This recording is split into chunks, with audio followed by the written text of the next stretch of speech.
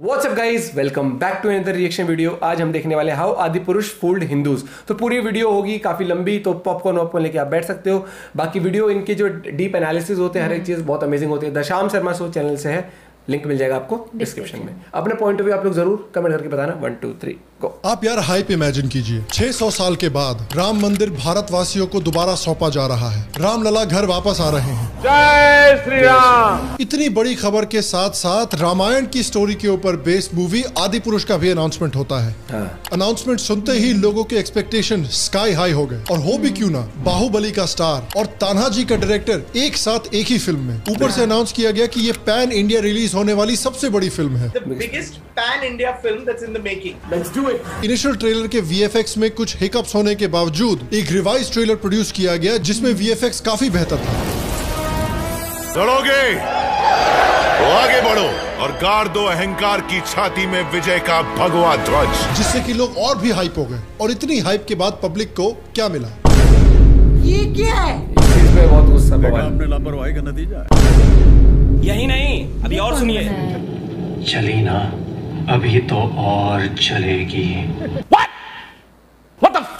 और पब्लिक का रिएक्शन भी शायद आपने अभी तक देख ही लिया होगा। मैं अंदर से बस गालियां निकल रही थी। सब कुछ पानी में फेर दिया यार। मजाक बना दिया यार मूवी को। जो सीट रिजर्व करिए ना, अगर थिएटर के अंदर बजरंगबली उस सीट पर बैठकर अगर पूरी मूवी देख लेते ना, तो अपने गधे से उन गधों को मारते जिन्होंने ये मूवी के डायलॉग लिखे, कॉस्ट्यूम डिजाइन करी और मूवी के जो डायरेक्टर है। बच्चा 10 क्वेश्चन कर रहा है हमसे कि रावण ऐसा ही था, कि राम ऐसे ही थे। एकदम बकवास है, प्लीज अपने बच्चों को ना दिखाएं। तो क्या हुआ यार? क्या आदिपुरुष के फिल्म मेकर्स ने ऑडियंस को छोटी गंगा बोल के नाले में खुदा दे?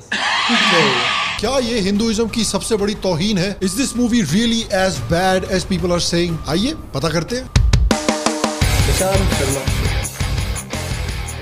हेलो और श्याम शर्मा शो के इस एपिसोड में आपका बहुत बहुत स्वागत है। मैं हूं सेकुलरिज्म का CEO श्याम शर्मा और आप सबको एक सेक्युलर प्रणाम। जिस तरह की हाइप आदिपुरुष फिल्म ने पिछले 2 सालों में क्रिएट की थी, उस तरह की हाइप बहुत सारी फिल्में मैच नहीं कर पाई हैं। सबसे पहले तो भाई आप सोर्स मटेरियल ही देख लीजिए। आदिपुरुष भारत के 2 सबसे बड़े एपिक्स में से एक रामायण की कहानी बताने वाली थी। कश्मीर से लेके कन्याकुमारी तक बेसिकली सभी हिंदू को रामायण की कहानी शुरू से अंत तक याद है। कोई बेचारा ऐसा आदमी जिसको पढ़ना लिखना आता भी नहीं हो, उसको भी रामायण की कहानी लेकिन जरूर पता रहती है। और ये फिल्म एक ऐसे समय पर निकल कर आ रही है जब राम जन्मभूमि का लैंडमार्क जजमेंट सुप्रीम कोर्ट ने दिया है और राम जन्मभूमि पर राम मंदिर बनने का ऑर्डर दिया है, जिसके दर्शन ऑलमोस्ट 600 सालों के बाद श्रद्धालु दोबारा कर पाएंगे। और इसको थोड़ा मार्केट भी तो आई थिंक वैसे ही किया गया था कि भाई जेन एक्स के पास रामानंद सागर की रामायण है, मेरे जैसे मिलेनियल्स के पास हुगो साको की रामायण की एनिमे है और जेन जी के पास होगी आदिपुरुष।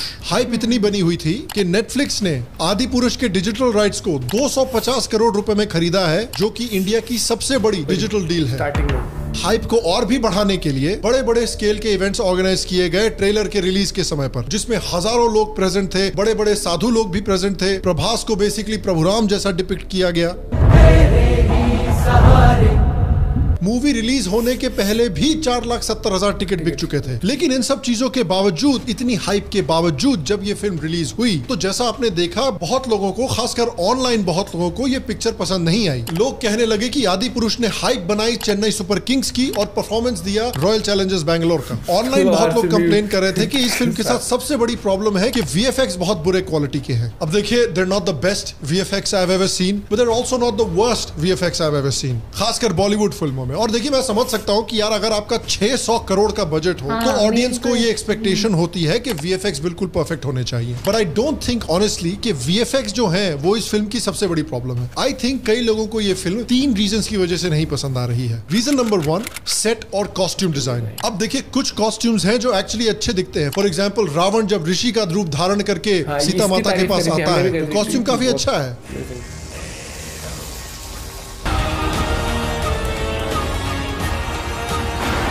सीता माता जब रावण की वाटिका में होती हैं, वो कॉस्ट्यूम भी अच्छा है।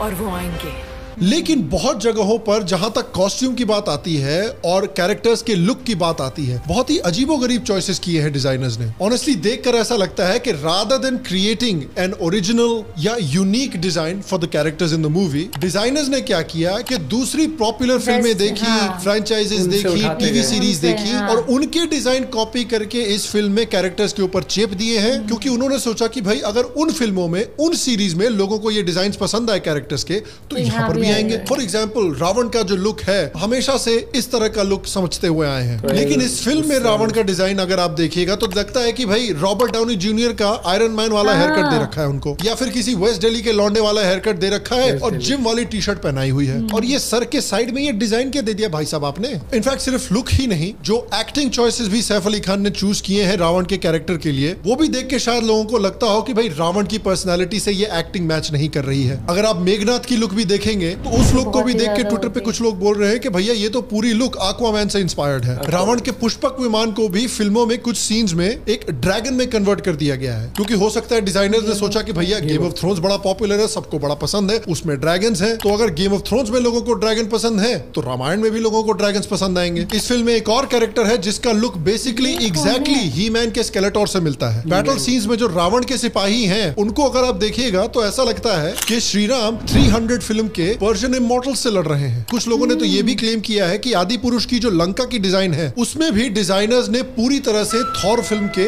एसगार्ड के डिजाइन को कॉपी करके चेप दिया है। कुछ जगहों पे श्री राम का कॉस्ट्यूम भी लोगों को पसंद नहीं आया है और कुछ जगहों पर अगर उनकी कॉस्ट्यूम देखे तो लगता है कि यार ये रोमन सेनेटर है क्या, जूलियस सीजर है क्या। तो again for a movie that cost 600 crore, audience को एक एक्सपेक्टेशन थी कि जहां तक कैरेक्टर की डिजाइन की बात आती है, उनके कॉस्ट्यूम्स की बात आती है, तो बहुत ही यूनिक और इंटरेस्टिंग डिजाइन्स बनाए जाएंगे। ये नहीं कि दूसरी फेमस फिल्मों और टीवी शोज के कैरेक्टर के पालिका बाजार के वर्जन बना दिए जाएंगे। दूसरा रीजन क्यों मुझे लगता है कि लोगों को ये फिल्म पसंद नहीं आई, और वो है डायलॉग्स। फिल्म में कुछ जगहों पर तो ऐसा लगता है कि डायलॉग्स को डायलॉग राइटर ने नहीं बल्कि MC स्टैन ने लिखा है। इंद्रजीत हनुमान की पूंछ में आग लगा के देखिए क्या बोल रहे हैं। जिसकी चलती है वही जानता है।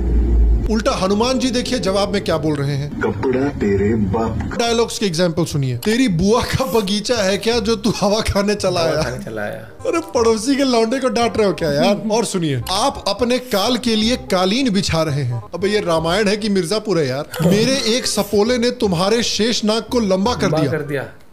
लंबा कर दिया। अबे यार तुमने लेजेंडरी बॉलीवुड फिल्म गुंडा के डायलॉग भी चेप दिए यहाँ पर। लंबू ने तुझे लंबा कर दिया, माचिस की तीली को खंबा कर दिया। तो आप शायद समझ सकते हैं कि एक ऐसी स्टोरी और एक ऐसे कैरेक्टर जिनकी इंडिया में इतनी रिस्पेक्ट है, जिसको इंडिया में लोग इतना प्यार करते हैं, इतनी पूजा करते हैं, उनके मुंह से इस तरह के टपोरी टाइप के डायलॉग सुनकर तेरे बाप का लाजमी है कि कुछ लोग नाखुश होंगे यार। और देखिए प्रॉब्लम ये है कि इस मूवी ने अपने आप को मार्केट ऐसे किया था कि वो दिखाने की कोशिश कर रहे थे कि भाई हम एक तरह से रामानंद सागर की जो रामायण है उसके सक्सेसर यानी उत्तराधिकारी हैं। एट द सेम टाइम इस फिल्म का जो डायलॉग है वो ऐसा लगता है कि इंस्टाग्राम रील्स के बच्चों के लिए बनाया गया है। और तीसरा रीजन है फिल्म का टोन। देखिए इस फिल्म का अगर आप इस तरह का टोन रखना चाहते थे जिस तरह का डायलॉग का है तो शायद आपको एक डिफरेंट कैरेक्टर चूज करना चाहिए था, या फिर आपको RRR या बाहुबली जैसी एक यूनिक स्टोरी क्रिएट करनी चाहिए थी। शायद आपको रामायण के कैरेक्टर्स नहीं लेने चाहिए थे, और अगर आप रामायण के कैरेक्टर्स लेते तो डायलॉग को बिल्कुल सीरियस रखना चाहिए था पूरी फिल्म में। मुझे लगता है कि प्रॉब्लम क्या हुई है कि ये Lord of the rings type की एक एपिक स्केल की कहानी बताने की कोशिश कर रहे थे, लेकिन उस तरह की फिल्म में इन्होंने मार्वल सिनेमैटिक यूनिवर्स टाइप के कैरेक्टर्स और डायलॉग्स डाल दिए।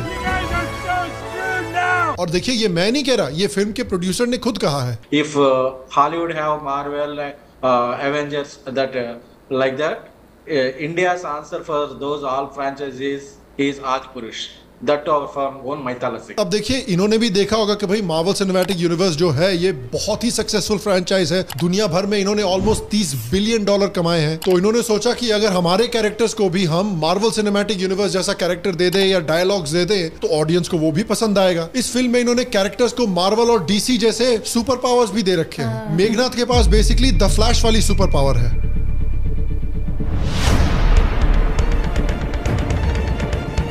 तो मुझे लगता है कि ये जो लॉर्ड ऑफ द रिंग्स और मार्वल सिनेमैटिक यूनिवर्स दो अलग अलग टोन्स इन्होंने चूज करके मिक्स करने की कोशिश की है इस फिल्म में, ये mixture I don't think it worked as well in the film. देखिए एमसीयू के जो कैरेक्टर्स हैं वो हंसी मजाक कर सकते हैं, वो टपोरी टाइप की लैंग्वेज यूज कर सकते हैं में टोटल जुड़ा है। ये एक फन है, एंटरटेनमेंट वाइज। लेकिन हमारे देवी देवताओं के मुंह से ऐसी लैंग्वेज अच्छी नहीं लगती।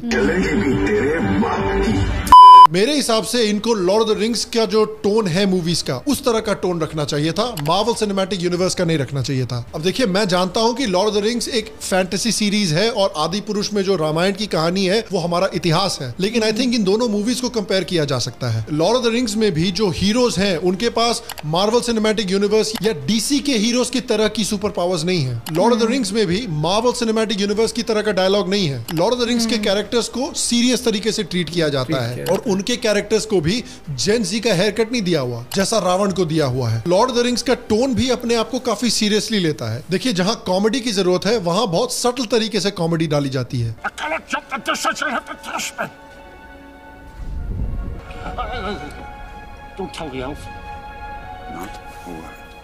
और जहां पर सीरियस होने की जरूरत है वहां पर उस सीन को बिल्कुल सीरियस तरीके से ट्रीट किया जाता है।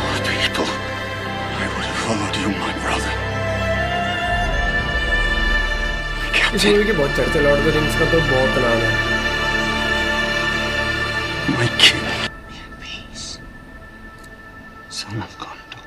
फालतू का टपोरी के स्टाइल का डायलॉग डाल के उस सीन को बर्बाद नहीं किया जाता। आप इमेजिन कीजिए कि अगर लॉर्ड ऑफ द रिंग्स के सीरियस सीन्स में आदि पुरुष के टाइप के डायलॉग्स होते तो क्या होता।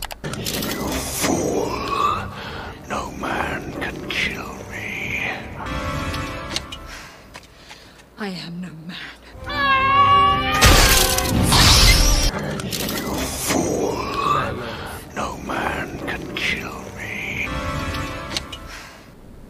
निकल लो। आपने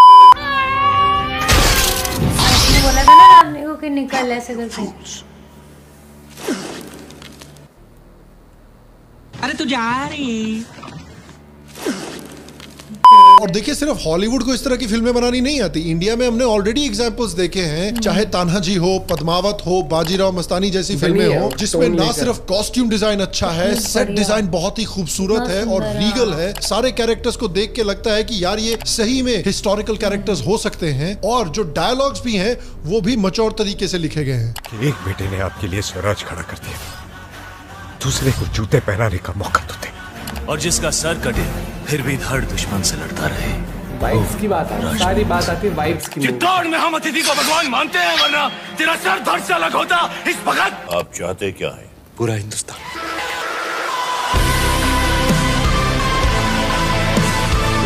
ऑनलाइन खासकर कुछ लोग इसलिए नाराज हो रहे हैं कि उनको लगता है कि जो फिल्म मेकर्स हैं वो भी थोड़ा सा एरोगेंस दिखा रहे हैं। मॉडर्नाइज करने का कोई प्रयास किया है क्या? हमने कोई अलग टेक लिया है? तो इसका सीधा जवाब ये है दिवांग जी, बिल्कुल नहीं। जो रामायण लोगों ने सुनी है, पढ़ी है, देखी है, एग्जैक्टली वही रामायण है, कुछ भी अलग नहीं है। फिल्म का नाम क्या है? जैसा कि आपने अभी कहा श्वेता जी, फिल्म का नाम है आदि पुरुष। जब हम आदि पुरुष बना रहे हैं तो पहली बात तो 2-3 चीजें मैं एकदम स्पष्ट कर दूं, मैंने पहले भी कही है और अभी स्पष्ट कर देता हूं। हमने रामायण नहीं बनाई है, हम रामायण से प्रेरित हैं। इनफैक्ट फिल्म के जो डायलॉग राइटर हैं और लिरिसिस्ट हैं वो अपने आप को लगता है तुलसीदास जी से कंपेयर कर रहे हैं। थोड़ा सा ज्यादा नहीं हो गया? बात तो सही है। और देखिए अल्टीमेटली जो डायलॉग्स के साथ प्रॉब्लम है उसको बहुत सारी क्रिटिसिज्म के बाद फिल्म मेकर्स ने भी रियलाइज किया है और उन्होंने अनाउंस किया है कि वो उन डायलॉग्स को बदलने वाले हैं। तो अल्टीमेटली मुझे लगता है कि इसमें टोन की प्रॉब्लम हो गई है। उन्होंने एक सीरियस स्टोरी चूज की, सीरियस कैरेक्टर्स चूज किए और उस स्टोरी और उन कैरेक्टर्स को MCU-फाई करने की कोशिश कर दी ताकि वो एक यंगर इंस्टाग्राम रील्स वाले जनरेशन को टारगेट कर सकें। And ultimately this became a missed opportunity, क्योंकि इतना बड़ा बजट है, इतना सारा टैलेंट इन्वॉल्व है और इसलिए बहुत सारे लोग होप कर रहे थे कि ये उनके जनरेशन का रामानंद सागर वाली रामायण होगा या फिर हुगो साकी वाली एनिमे होगी। जिस सीरीज का और जिस फिल्म का भारत के इतने सारे लोगों पर इतना लॉन्ग लास्टिंग इम्पैक्ट रहा है, अब तो देखिए ऐसा लगता है कि हमारे जो सारे होप्स हैं वो राजा मौली जी की महाभारत सीरीज से जुड़े हुए हैं। बट देखिए this is not the end of the story. आदि पुरुष ने कुछ लोगों को बहुत नाराज भी किया हो, लेकिन आदि पुरुष ने एक बहुत बड़ा मिरेकल भी किया है, चमत्कार। ये मूवी चाहती थी कि कुछ नए राम भक्त डेवलप करे। अब देखिए राइट विंग में तो ये बहुत सारे राम भक्त शायद नहीं डेवलप कर पाए, लेकिन चमत्कार देखिए कि इन्होंने लेफ्ट विंग में बहुत सारे राम भक्त पैदा कर दिए। आम आदमी पार्टी, जिसका श्री राम और राम मंदिर के बारे में ऐसे ओपिनियंस हुआ करते थे कि राम मंदिर और मस्जिद दोनों वालों से पूछ लो, और अगर दोनों की सहमति हो तो वहाँ एक अच्छी यूनिवर्सिटी बने। मेरा राम किसी की मस्जिद तोड़ के ऐसे मंदिर में नहीं बसता। मैं सोच रहा था कि अगर Jawaharlal Nehru ji steel authority of India की जगह मंदिर बना देते तो क्या इस देश का विकास हो सकता था? आज उनकी काया पलट देखिए कि आदि पुरुष फिल्म से नाराज हो रहे हैं कि आदि पुरुष फिल्म ने श्री राम की इंसल्ट कर दी है। मर्यादा पुरुषोत्तम भगवान श्री राम का, भगवान बजरंग बली का, माता सीता का खुलेआम पूरे देश में अपमान करवा रहे हैं। चमत्कार है कि नहीं है? बात तो सही है। हमारे देश के साइंस में विश्वास करने वाले रैशनलिस्ट साइंटिस्ट लोग जो हैं, जो श्री राम में विश्वास भी नहीं रखते। मुझे जब कहानियां सुनाई जाती थी तभी मुझे डाउट होता था, जब मैं 7-8 साल का था, कि ये क्या बोलने लग रहे हैं, ऑब्वियसली रियल नहीं हो सकता। बंदरों की सेना थी और ऐसा था, और ये विमान उड़ते थे उस टाइम पे। जिनका मानना है कि जीसस असली हैं, लेकिन श्री राम फेक हैं, जिनका राम मंदिर के बारे में ऐसे ओपिनियंस हैं। हमारे देश के ज्यादातर लोगों को मतलब ही नहीं है मंदिर बने मस्जिद बने, उन्हें इससे ज्यादा फर्क पड़ता है कि उनकी जॉब लग रही है कि नहीं लग रही, हवा साफ है कि नहीं है साफ, सड़कें कैसी बनी है, सरकारी स्कूल अस्पताल कैसे बने। जो मानते हैं कि राम मंदिर एक नंबर का वेस्ट है। लोगों का कितना टाइम वेस्ट हुआ यहाँ पर। सुप्रीम कोर्ट ने तो 40 दिन तक ये हियरिंग चलाई है अपनी। जो बात बात पर राम मंदिर का मजाक उड़ाया करते थे, वो भाई साहब इतने बड़े राम भक्त बन गए हैं पिछले कुछ दिनों से कि बिल्कुल ऑफेंड हो रखे हैं कि आदि पुरुष ने किस तरह से श्री राम के कैरेक्टर को बर्बाद कर दिया। भाई चमत्कार है कि नहीं है? आकाश बनर्जी साहब, उनके सेंटिमेंट हर्ट हो गए हैं आदि पुरुष फिल्म की वजह से। रामायण का, हमारे भगवानों का इस तरीके से इस्तेमाल तो मत करो, थोड़ा तो स्टोरी लाइन पर ध्यान दे दो। ओह, स्टोरी से याद आया, मनोज शुक्ला के अलावा डायरेक्टर ओम राउत की भी खोज आजकल चल रही है, ताकि उनको पकड़ के टाइम मशीन में बैठा के त्रेता युग में भेज दिया जाए, तब शायद उनको स्टोरी टेलिंग और कास्टिंग कुछ समझ में आ जाए। जिनको राम मंदिर से बहुत सारी प्रॉब्लम्स थी, उसी विश्वास पे जिसने सुप्रीम कोर्ट ने भी बोल दिया कि हाँ यही लगता है कि था जन्म स्थान, तो यही बनना चाहिए भव्य मंदिर। लेकिन ऐसे विश्वास से क्या हम $5 ट्रिलियन इकोनॉमी बन सकते हैं, ये देखने वाली बात है। राम मंदिर था या नहीं था विवादित ढांचे के नीचे, ये तो सुप्रीम कोर्ट को भी नहीं मालूम है। कुछ था, अब वो मंदिर था या और कुछ था, किसी को नहीं मालूम है। अब बताइए, आप इतना मेहनत करेंगे, भव्य राम मंदिर बनाएंगे, फिर मंदिर दिखेगा ही नहीं पोल्यूशन के अंदर। उनको हिंदुओं के सेंटिमेंट्स की आजकल इतनी चिंता हो गई है, बताइए। क्योंकि निर्माताओं ने हिंदू धर्म और ऑडियंसेस का बहुत बुरी तरीके से काटा है, और उसकी कीमत तो चुकानी पड़ेगी। चमत्कार है कि नहीं? कांग्रेस पार्टी, जिनके मेंबर ने बोला था कि श्री राम तो एग्जिस्ट ही नहीं करते, जिन्होंने 70 साल देश पर राज किया और 70 साल तक राम मंदिर बनने नहीं दिया, जिनके एमएलए भगवान राम के घर में क्रिश्चियन सेमेट्री के लिए जमीन लेना चाहते थे, उनके धार्मिक सेंटिमेंट्स और श्री राम के प्रति उनकी श्रद्धा आदि पुरुष फिल्म से इंसल्ट हो रही है। ये चमत्कार है कि नहीं है? भैया, जो मोदी साहब 10 साल तक नहीं कर पाए, वो एक फिल्म ने 2 दिन में अचीव कर लिया है, बताइए। और इसके साथ साथ मैं एक और चीज को एड्रेस करना चाहता हूँ। मेरे हिसाब से कुछ लोगों ने ऑनलाइन थोड़ा सा इस फिल्म को लेके ओवर रिएक्ट किया है। देखिए, मैं लोगों का गुस्सा समझ सकता हूँ। रामायण हमारे इतिहास का एक इतना अभिन्न हिस्सा है, रामायण लोगों के दिलों से इतना जुड़ा हुआ है, रामायण के लिए और रामायण के जो कैरेक्टर्स हैं उसके लिए लोगों के दिलों में इतना प्यार है, इतनी श्रद्धा है, और इस तरह के डायलॉग सुनकर उनको बिल्कुल लग सकता है कि उनकी श्रद्धा के साथ थोड़ा खिलवाड़ हुआ है। तो इसलिए अगर लोग इस फिल्म को मीम करना चाहते हैं, मजाक करना चाहते हैं, हंसी उड़ाना चाहते हैं, अपनी नाराजगी भी व्यक्त करना चाहते हैं, तो बिल्कुल कीजिए यार। हमने भी क्रिटिसाइज किया इस वीडियो में इस फिल्म को, लेकिन कुछ लोग ऐसा दिखाने की कोशिश कर रहे हैं कि भैया ये फिल्म जो है ये हिंदुइज्म को बर्बाद करने के लिए आई है। ये जो डायरेक्टर है ओम रावत, ये जो एक्टर है प्रभास, ये तो भैया हिंदुइज्म को अटैक करने के लिए निकले हैं इस फिल्म से। फॉर एग्जाम्पल, अखिल भारतीय हिंदू महासभा के नेशनल स्पोक्स पर्सन ने तो FIR फाइल कर दी है आदि पुरुष के ऊपर। कंट्रोल उदय, कुछ ट्विटर अकाउंट्स बने हैं सिर्फ और सिर्फ आदि पुरुष फिल्म को बैन करवाने के लिए। बैन आदि पुरुष ट्विटर पे ट्रेंड हो रहा है बढ़िया से, और कुछ लोग तो इतना नाराज हैं कि थिएटर में तोड़फोड़ कर रहे हैं। अबे थिएटर ओनर ने क्या गलती कर दी यार? उसकी प्रॉपर्टी क्यों तोड़ रहे हो? ये तो वही बात हुई कि क्रिकेट खेलते समय कुछ बच्चों ने आपकी खिड़की तोड़ दी और आप बच्चों को डांटने के बजाय बॉल मैन्युफैक्चरर को जाके पीट रहे हो। कोई सेंस है इस बात का?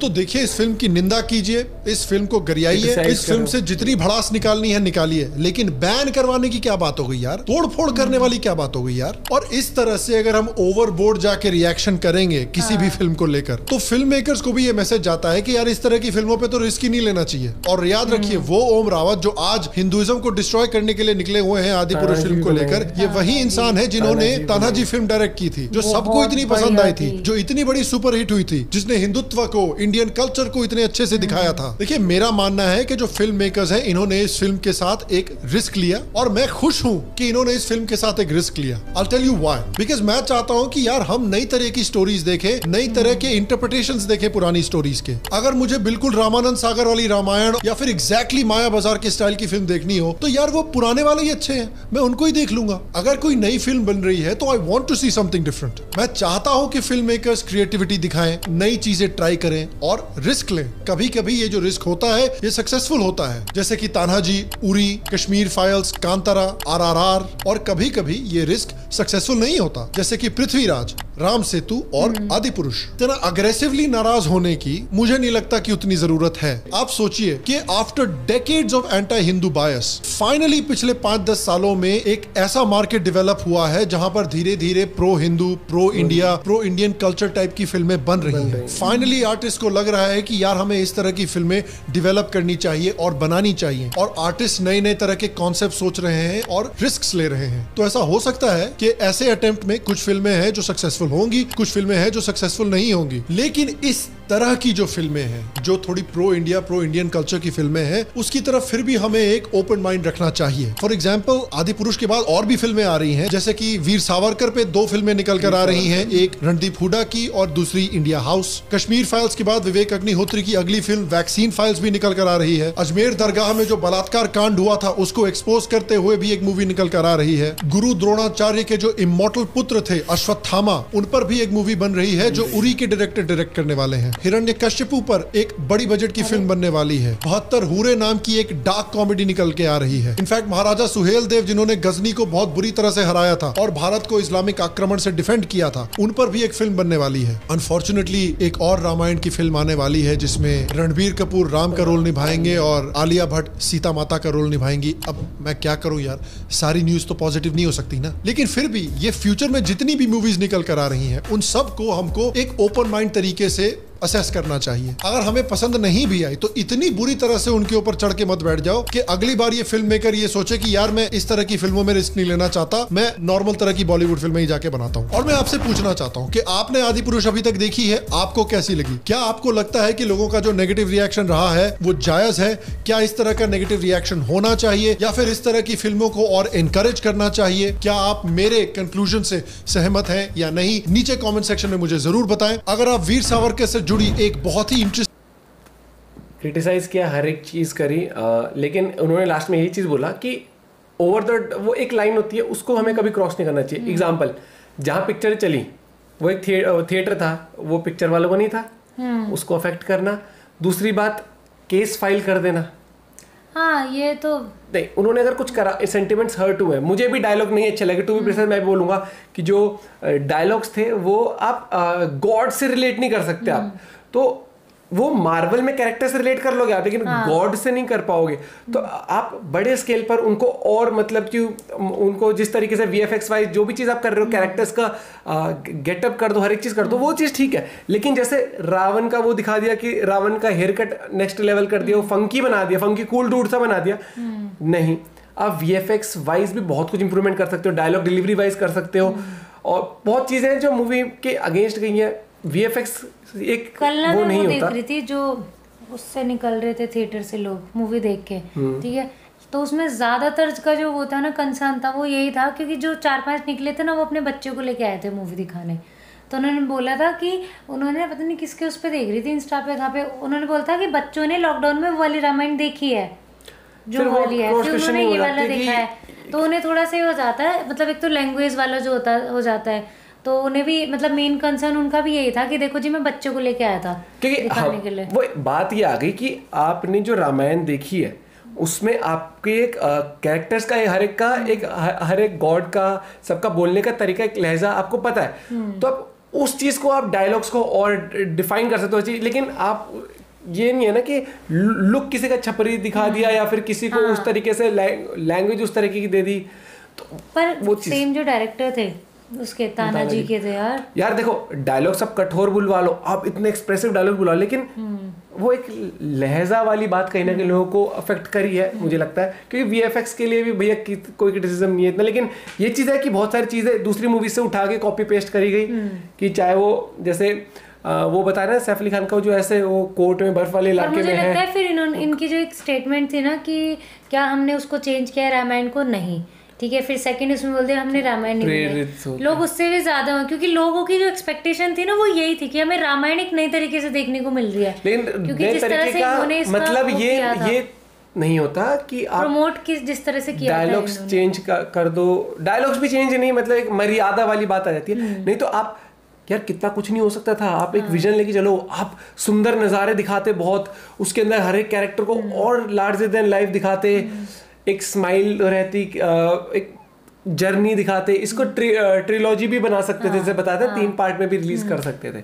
बाकी आपका इस बारे में क्या पॉइंट ऑफ व्यू है जरूर अपना शेयर करना, लेकिन हाँ भैया ओवर द बोर्ड जाके नहीं, आप क्रिटिसाइज करो, उन्होंने किया कुछ तो उनको भी समझ आएगा कि इस तरीके से हम लैंग्वेज नहीं कर सकते, या फिर कुछ चीज़ थी, लेकिन आप किसी पे केस कर रहे हो, प्रॉपर्टीज तोड़ रहे हो, वो चीज़ नहीं होना चाहिए, क्योंकि एंड ऑफ द डे अगर उस मूवी में भी देखो ना, मूवी में फिर भी यही है कि बुराई पर अच्छाई की जीत, रामायण में जो चीज़ हुआ उस तरीके से, बस वो शब्दों से दिखाने का तरीका थोड़ा सा वो चीज़ है।